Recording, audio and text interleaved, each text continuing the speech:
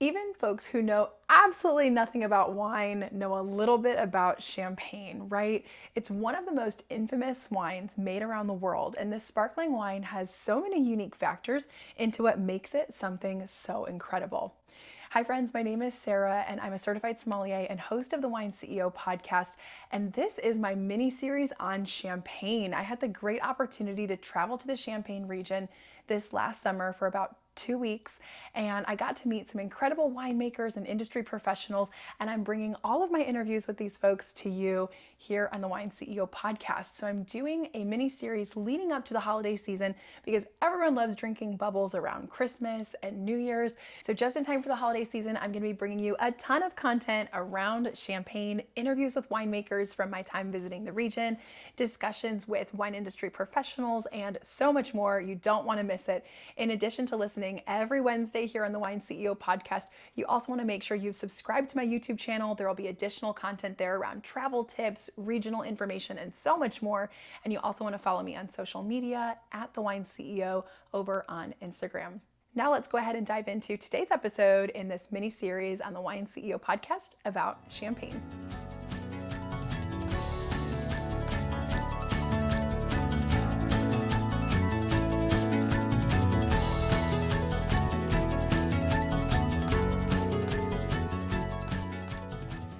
Well, Wine CEO podcast listeners, I'm so excited. I am still in the Champagne region, and today I am joined by flying winemaker and consultant and enologist Pierre Yves Bournerais, PY, and we are going to talk a little bit about Champagne today, giving a quick overview of the Champagne region and talking a little bit more about this incredible region. So, Pierre, welcome to the Wine CEO podcast. Thank you very much for having me. Yeah. Yes. It's a beautiful region, and I've loved being here and just enjoying all the incredible wines. And you have called this home for many, many years. Yeah. So, how did you get into wine? Oh, well, by accident. No, seriously, I'm born in the suburbs of Paris. I'm not from Champagne by birth. I came to Champagne after a part of my studies as an agricultural engineer in Normandy. Then I had an accident, literally, that forced me to stop for 1 year. And then during my recovery period, I worked in a winery in Champagne, in Le Mesnil-sur-Oger, Champagne-Launois, and that suddenly crossed my mind. This is what I wanted to do. Stay here, work in wine. Amazing. And so I left my agricultural school, applied to Reims University to do my diploma of winemaker, so Diplôme National d'Œnologue, as we call it in France. And here I am. Amazing. Yeah. And the rest is history. I love it. So, you've been a part of the champagne and winemaking community here for how many years? First vintage 1989. Okay. Yeah. Wonderful. So, you've seen a lot of. Yeah, as assistant winemaker at Bruno Paillard Champagne House. So I was 5 months as a winemaker in production in a Champagne House. That made me realize after 5 months that I didn't want at all this life. Well, it's in my family. My parents were both professors, so I have this vision of sharing the knowledge.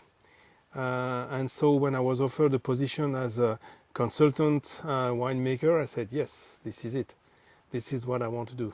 I love it. Very cool. And obviously, you're passionate about sharing that knowledge with others around the world, because now as a consultant and flying winemaker, you travel all over the world to consult with other winemakers, right? Yeah, I've done that when I was in my former company before being independent. But in my former company, I traveled in Australia, New Zealand, USA, South Africa, India, Central Europe, Slovenia, Croatia, Serbia. So yeah, I traveled a lot. So PY, tell us about Champagne, right? So for someone who really doesn't know much about Champagne, give us kind of a really quick overview if you were to explain it in just a couple minutes. Ah, wow. That's not so easy. Champagne is a simple word covering a complex region, I would say, because the word champagne is known all over the place. Champagne is the leader of bubbles in the world. That's a fact. But what is really important is that champagne is unique because the Champenois made it unique. By respecting their terroir, by having always the same attitude, by respecting the profile of their wine, and by never trying to use shortcuts in the winemaking, in the aging of wine, and always trying to be focused on quality and on singularity, and really working all the time, never stopping thinking about um, what is champagne today, what should it be, what was champagne yesterday, because history is part of it, and what should be champagne tomorrow. So it's extremely important that we are in a moving world. We are in a world that is moving faster and faster, sometimes very unfortunately. But in Champagne, the time scale is different, and whatever the speed of history or time or whatever is happening in the world, the time scale of Champagne is the same, and it's running at the same pace. We have time. We know that we need the time, and we will never change this. I love Yeah. that. You mentioned a moment ago the attention that's put into, we'll call it the quality and incredible attention the Champenois have over champagne in Yeah. general. And I didn't realize the incredible legislation and control around champagne, and it's highly regulated, right? This is the highest regulated region in the world, Yeah. definitely. I Yeah. didn't realize that before coming here, but it really is. It is, and it's also this is the price we have to pay to keep Champagne as it is, and to keep Champagne as the leader of bubbles in the world. That's so important. Yeah. It You can have confidence in people to a certain extent, Sure. and especially French people, they like shortcuts. You have a law, and the national sport in France is to, before reading the law, trying to find the shortcut. So that's typical. I love it. But in Champagne, we have a board called the Comité Champagne, that is covering the Union des Maisons de Champagne, the Syndicat des Vignerons, Union des Coopératives, and all this group of people who can have different interests or visions. The Comité Champagne reminds them that they have one goal, which is called Champagne. And at the end of the day, everybody kind of agrees to a general vision, and this is how it works. And one of the things that I learned is that the committee will let wine growers know every year based on their hectare size how much they can produce from that, right? And Yeah, that's one part of the regulation. Um, well, to say it in simple words, it's a regulation of the market. Simply, mm-hmm. I mean, we just when we make this, um, uh, when we decide this level of appellation, we consider what is the stock of champagne as today. Today we are sitting on roughly 3.5 years of global year production of champagne, which is a little bit more than 1 billion bottles. Okay, so this has a cost, of course. We analyze the market, so how is evolving the market, and what is the potential projection of the market, and everybody will discuss about with these elements what he would like to make to have a right balance in his field of activity, and of course the growers and the cooperatives and the champagne house have not necessarily the same goal. So this is where the Comité Champagne is saying, okay, let's find a compromise here For everyone. for everyone. Yeah. So that's how it works in theory. Well, it's sometimes it's a little bit there's a little bit of fight, but at the moment I would say the situation is not so bad. Yeah. So when we're talking about the Champagne region, there's obviously the large champagne houses, Yeah. and then there's a lot of small grower producers. So approximately, what's the percentage? Do you know off the top of your head? You have literally three layers of champagne producers. The first layer being if you come from the top to the bottom, champagne houses. I've got 200 and something champagne houses with more brands, but roughly. These champagne houses are selling roughly almost 70% of the volume of champagne bottles. Between that, you've got the cooperatives, 144 cooperatives, so literally one in each village in Champagne. So the cooperatives are, just to remind you quickly, cooperative is a big winery that is a common tool for the people who have too small vineyard to have their own press house and their own winery.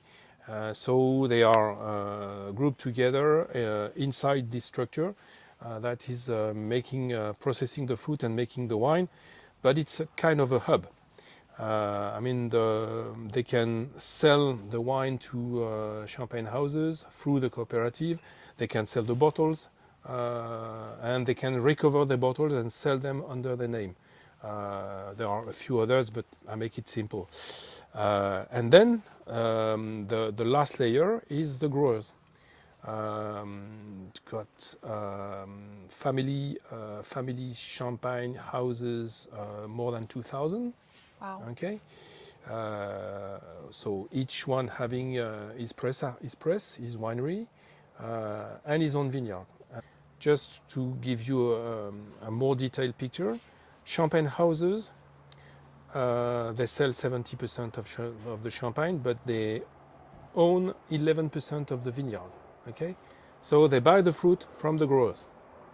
Okay, directly or through the cooperative. So the cooperative are in between, and the growers can make the champagne only with their own vineyard.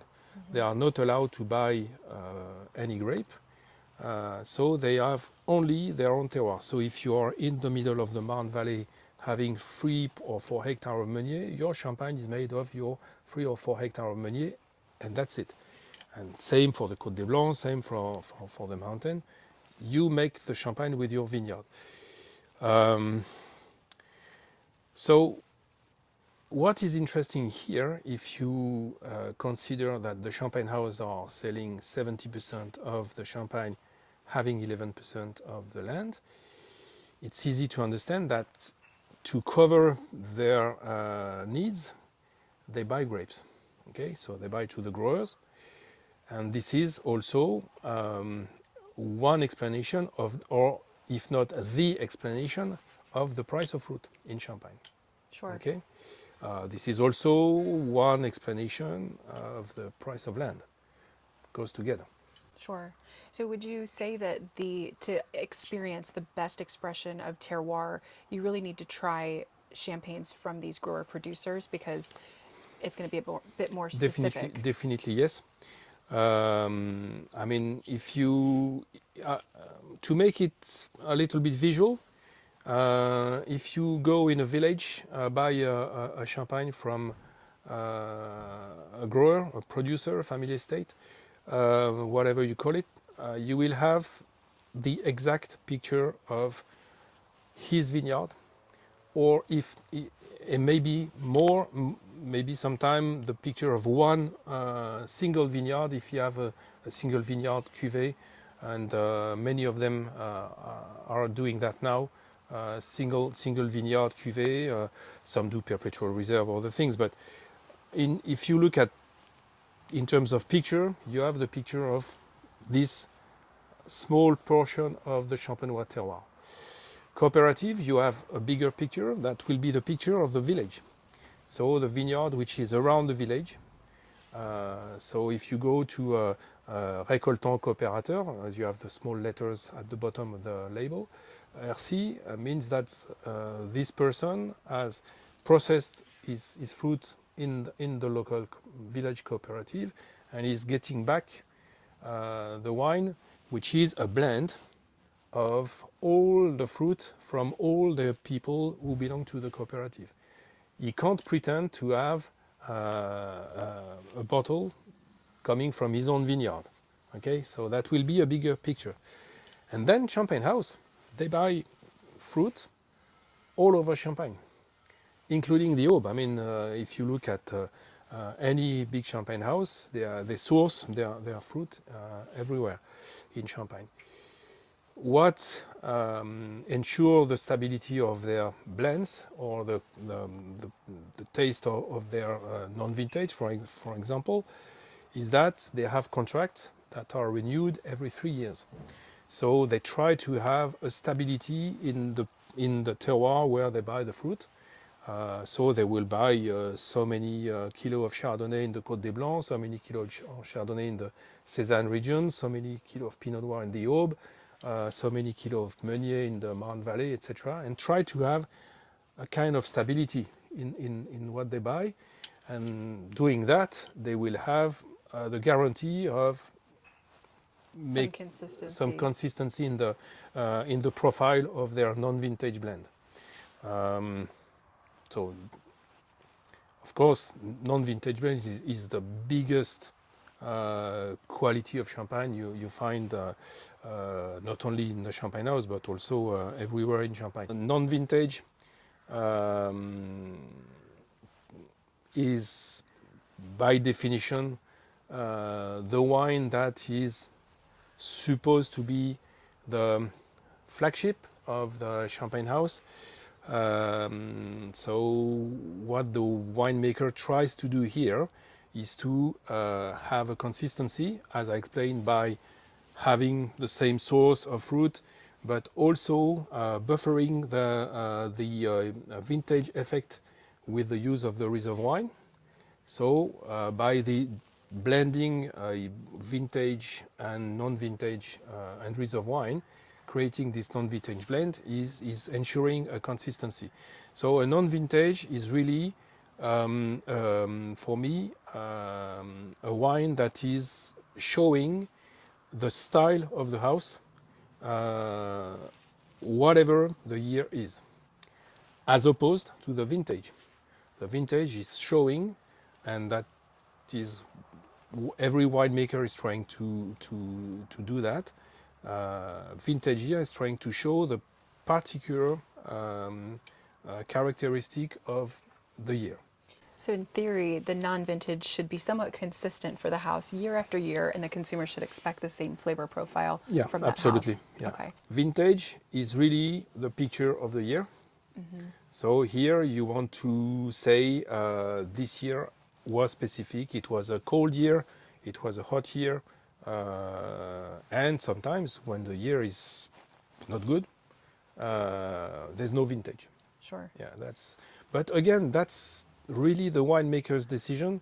That's also a strategic decision when it comes to a commercial strategy of a big champagne house. And most of the champagne house today will do vintage every year, which, if you remember what we used to say in Champagne 15, 20 years ago, people would say we do a vintage only the good years. Making a vintage every year tends to give a wrong message to the consumer, because this is to say every year is good. That's not true. Sure. That's not true. And then you have other categories of champagne that has merged more recently, I would say. Rosé, for example, used to be, and it's legal in Champagne. We are the only region to be able to produce a rosé by blending white and red. You do a white blend and you add 5, 6, 7% of red wine, made in Champagne, of course, but red wine. There's a new category of rosé, which is skin contact rosé, or rosé de saignée, as we call it. That's relatively new. Some people used to do it in the past, but were not saying it like that. And now some people are having in their range both blend rosé and rosé de saignée, because the taste is significantly different. The Rosé de Saignée typically has a darker color as well, No. right? Oh, not really? Okay. Depends on how Just long you depends. macerate. Okay. Yeah. You can have some very, very light pink rosé de saignée. We call it partridge eye, œil de perdrix. It's very, very light, very delicate pink color. Okay. Yeah. So it's just winemaker preference then if they're choosing to do the more traditional Rosé or Rosé de Saignée? Yeah. Okay. Yeah, yeah. It's really a winemaker's choice according to the quality of the vintage. I mean, if you have this year in this regard will probably be very, very difficult. If you have any damaged fruit, you can't make a rosé de saignée because you have a skin contact. And if you have damaged fruit, you will not want to make skin contact. And for this reason, you will also not make any red. One of the things that I didn't know before coming to Champagne is that there are actually winemakers making still wine. Yes. And I'm embarrassed to admit I didn't know that, but I thought it was all sparkling, because why would you, so tell us about that. That's not new in Champagne. I mean, Coteau Champenois, if you come back to the legal definition of Champagne, in Champagne, under the appellation d'origine contrôlée Champagne, you have appellation d'origine contrôlée Champagne, appellation d'origine contrôlée Coteau Champenois, which is a still wine, appellation d'origine contrôlée Rosé d'Hérissé, the small village of l'Hérissé, has a specific appellation, 23 hectares, making still rosé. It's the only village, only 7 producers. Wow. It's a niche product, a real niche product. Okay. But still wine in Champagne is an old story, and it's also something that people are rediscovering, also because of the climate change. Because again, 25 years ago, only 1 year out of 10, the fruit was ripe enough to give you the appropriate balance for a decent still wine. And to make red with unripe Meunier or unripe Pinot Noir is not so easy. So because of that, still wine of Champagne has not been very popular. And most of the red was disappearing in the rosé blend. So you could only find Bouzy Rouge and Ambonnet Rouge, which are also specific appellations, village appellations. But apart from these two villages, and Cumières, yes, there were a couple of producers in Cumières making, especially René Geoffroy, making red wine. But apart these few people, if you compare to the 2,000 family estate selling champagne, it was very, very tiny. Today, if you go to this shop in Épernay, you will discover that there are 100, 150, 200 different blanc, white and red Wow. Coteau Champenois available only in the shop. Okay. And Interesting. in Champagne, it's becoming quite big. Um, During the COVID, that was also interesting because the people said, okay, how long will we have to store our bottles because we don't know if the wines will sell fast after the COVID. We don't know what will happen. Let's make some still wine because we don't have to store it so long. Sure. So it's also Interesting. it's another reason, Okay. not the major reason. The major reason for me is literally the change of profile in the fruit that allows us to make a real high quality still wine. Because of the climate change, do you see any grape growers that are switching varieties at all? Because I know there are other permitted grape varieties. No, No. no, Okay. no, not yet, Not not yet. yet. Maybe in 10, 15 years, Sure. the question will not be a question anymore. Sure. Unfortunately, that will be what can we do with this fruit. Yeah. This year, for example, we have a complete unusual harvest in front of us. Bigger grapes than usual, lower acidity than usual, not so high sugar, and because of the size of the grape, a massive quantity of fruit. Hmm. We did not expect that. I mean, in June, July, nobody, absolutely nobody, would expect such a level of crop. Interesting. So So we'll see what happens. Yeah. Hmm. yeah, we will see. We will have the answer shortly. Now, Yeah. there's one or two categories which for me are also interesting to mention. That are the single vineyard cuvée. And this single vineyard cuvée come also with a big change especially in the family estate, but also in bigger wineries with the use of barrels. Hmm. In the past, people used to have medium to big tanks, and were not so. It was not so easy to isolate smaller batches or smaller quantity of fruits. And when people rediscovered the barrel work, they realized that they could be more precise and they could isolate the heart of the cuvée of one block of vineyard because it has a different or singular profile that they wanted to push and to show to people. And so these micro cuvées are really, really growing and growing and growing Interesting. everywhere. Huh. There's If you look at the portfolio of many family estate, you will probably find that most of them today have at least one or two single vineyard cuvées. Interesting. And that's, for me, that's something that is really interesting, and that is also showing the diversity of Champagne at some stage. Um, Another thing that people do, and it's also something that is um, growing not so fast because you will understand why. It takes time. It's the perpetual reserve. Hmm. To make a perpetual reserve, it takes time because the word is speaking to itself. Um, you can't make a perpetual reserve with a 2 or 3 years old wine. It's not so perpetual. It's just a reserve wine.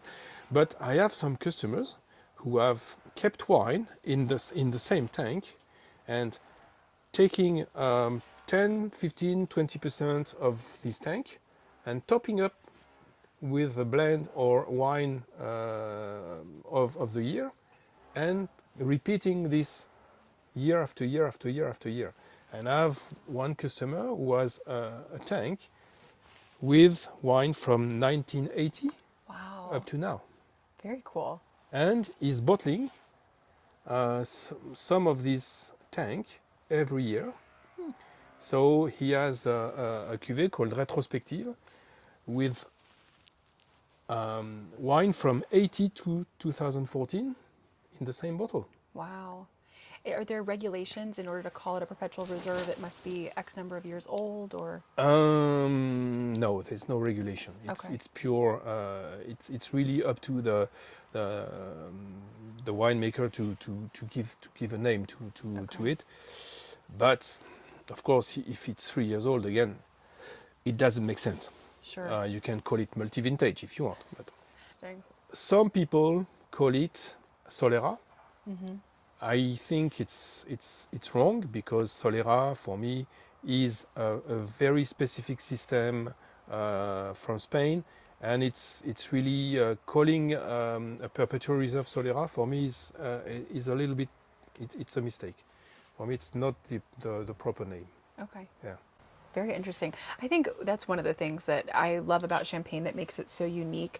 In a lot of other regions, the winery would make the wine and then give it to the consumer to age themselves. But really here, Champagne is aging until the winemaker feels it's the perfect time to be able to do the Yeah. dosage Yeah. and then give it to the consumer, Yeah. right? Again, as I said before, the time scale in Champagne is absolutely different from any other region. And that just to tell you a story about how this time scale is seen from outside. Years ago, I was at the London Wine Fair, and my agent in UK put me in touch with a guy coming from the city with the money flowing out of his pockets.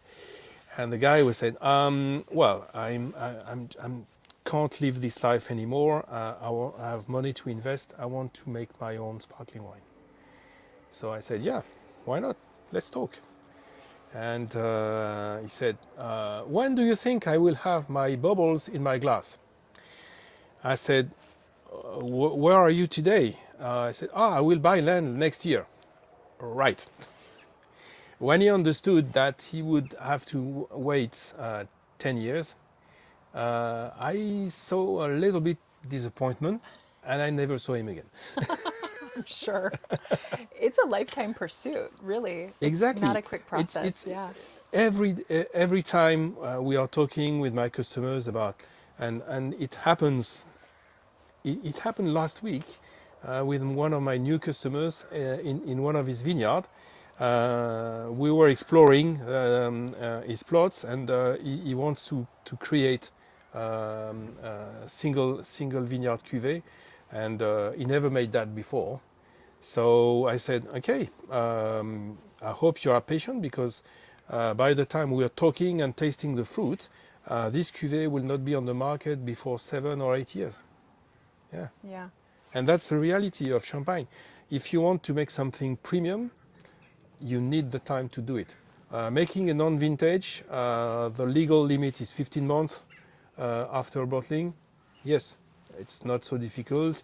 You have reserve wine, you have the wine of the year, and the turnover of 15 months makes sense. And especially today, as I said, with the wines with the acidity decreasing, the wines are more flexible, a little bit rounder, and it's quite easy to make a 15 months turnover non-vintage. Making a premium single estate cuvée, make sure it has something to say to the consumer, make it singular. You need to understand your vineyard, so it will not come. Probably the first year we will make something, but we'll maybe not like it enough to make it as a single cuvée, and it will probably end in some blend. And maybe the second year we'd say, okay, we are getting close, let's make a try. And maybe 3 years or 5 years later, when we will taste the bottle during aging, we'll say, it's not so significantly higher in quality than from the rest of the portfolio, and okay, we will declassify it and sell it as a vintage. So we are always in the research, the anticipation, the guess. Oh well, we have some tools to understand vineyards, and when we taste the fruit, we can anticipate, hopefully. But we are not magicians. We are just winemakers. Sure.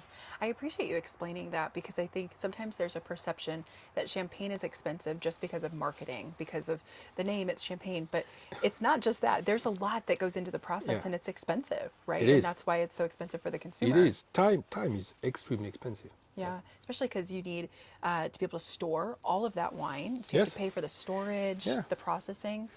Well, we are not in the Prosecco region, if you see what I mean. I mean, we are buying the bottles, we are putting the wine in the bottle, and when the wine is in the bottle after the prise de mousse, it has to stay there. So we can't. There's no escape. I Yeah. mean, and it's the rule. When you talk about prosecco, you harvest with a machine. We don't harvest with a machine here in Champagne. We are the last region on the planet who is 100% hand-picked fruit, and it will probably stay like that for years because there is no machine at the moment that is able to give us the level of required level of quality for our wine. So the standard of quality is not uh, reached by any machine at the moment. So, and that's not so bad. That also that's a major point of difference. In Prosecco, machine harvested, the fruit is crushed and destemmed before going into the press. We do whole bunch press. It's mandatory. There is no crush, no destemming in Champagne. And they ferment that. They put that in the second fermentation tank, and they are able to sell the wine in December the same year. Okay, Much faster it's than not exactly champagne. the same time scale. Right. Very different. Yeah. Yeah. So yeah, that's also explain the difference between a 8 euro bottle of prosecco and 25, 40 euro, Sure. 50 euro bottle of champagne. Yeah. Sure. And you can tell that there's such a commitment from the wine grower or the vine growers and the winemakers here because I've heard from so many small growers, producers that they actually have a facility within the vineyard to be able to press their grapes so that they're so fresh. They can pull them right from the vine, press them while they're fresh, and they really take care to have the right weight and pressure. So it's a Exactly. really soft way to This get is good this is flavors. also mandatory in the rules of champagne making. You have um, the transport of grape is clearly written. The boxes to transport the fruit from the vineyard to the press house. It must be a 45 kilo box with a certain number of holes so that there's no maceration during the transport or during the storage. The storage must be as short as possible. And as I said, in the village, you will find 20, 25, 50 press house belonging to families, Mm-hmm. plus the cooperative, plus sometime a champagne house press house. So the fruit never waits. There's a big concern about synchronizing the picking, the transport, and the processing of the fruit. Mm. Uh, the rule is no fruit sitting in the press house at night. Every evening, the press house must be empty, no fruit sitting there, and all that contributes to the freshness, as you say, but also to the average quality of our work. And all these details put together end up with the standard of quality we require. If I could compare other regions with Champagne in the vision that these people have regarding quality, I would put some countries in my top five.